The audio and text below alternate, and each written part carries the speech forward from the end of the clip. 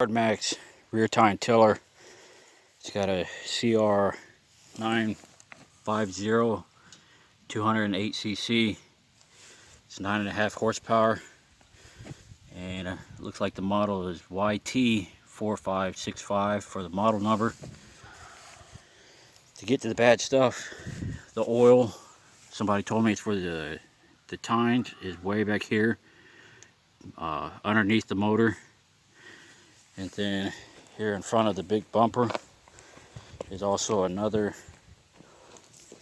oil stick, and that was supposedly for the motor. The fuel tank's about 3/4 of a gallon, and it lasts a good long while. And what I like about this is it's got a split transmission. That's your tines, your wheels in forward, your tines in forward, and then you could slip into tines in neutral, wheels in forward, your tines in reverse, wheels forward, your wheels forward, tines in neutral, wheels neutral, tines in neutral, wheels in reverse, tines in neutral. That's if you get up like against a tree or a fence and somewhere you can't spin around to get out. And then here's your little selector knob, so when you're behind the machine you can see where you're at and what you're doing, or what gear, if you want to call it that. This big rod here, that's your selector knob. Let's see if I can do this without taking too much light. So right now I'm in the neutral. There's in the reverse, all the way forward.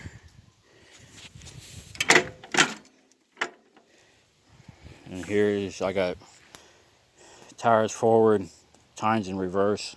Of course the motor's not running, so nothing's going to happen. This here is kind of your handle adjustment. Move the handle up or down. Selector knob on the left side, just like the old school lawnmowers, give this a squeeze and machine takes off, goes forward. The height adjustment, just as I said.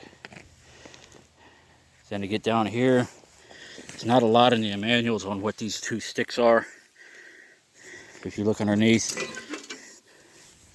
one's got kind of a drag bar and the other one's just a straight sink between the tines. This one here is for your when your tines are in reverse, wheels for forward, your back spinning. This is your depth gauge, and each between each hole is about 1 inch. This is your forward tine drag link. You pull these pins out. It's got a little setting here. You just push up or down, and I think the forward drag link's got about a 3-inch gap between each one. This one, same thing on the other side. Pull that little spring-loaded pin out, raise or lower your rear drag link, and that'll make your adjustments for your depth of tilling.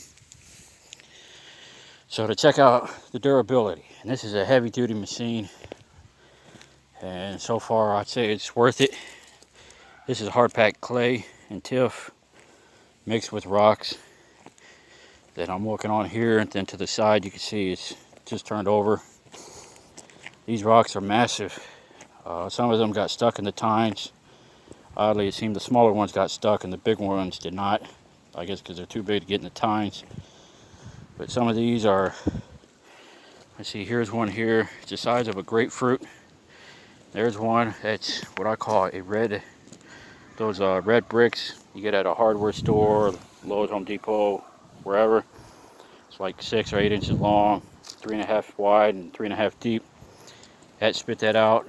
You can see there's rocks all through here, size of grapefruits. There's another grapefruit. There's another grapefruit. And you can see it's turned over quite a bit. This is probably a 10 by 20, 200 square feet, and it took about 45 minutes to tear through, and it's only 1 inch. So that's kind of the bad thing, going through rock and clay, and the ground's real hard. It's not rained here for almost 2 weeks. So, but this will get the job done. For first time tilling, if you're looking, if you want heavy duty machinery and get the job done first time go around versus those light duty front tines that just bounce everywhere. This will get a job done, but it also, at least here at this site, it bounces everywhere too. But then again, I'm turning up rock and clay. So I think if you were somewhere where there's no rocks or clay, you'd probably get all 6 inches probably done in an hour if you're doing 200 square feet. But the machine was, I think, according to what the salespeople said, it's about 700 pounds, maybe more. And it's a heavy duty piece of machinery. So I think this is a well worth money invested for first time tilling and getting into the soil. So if you have any questions, leave me a message here on the comments. If you like me tearing up the machine or giving this an extreme durability test, give it a like too. And I hope you all have a good day.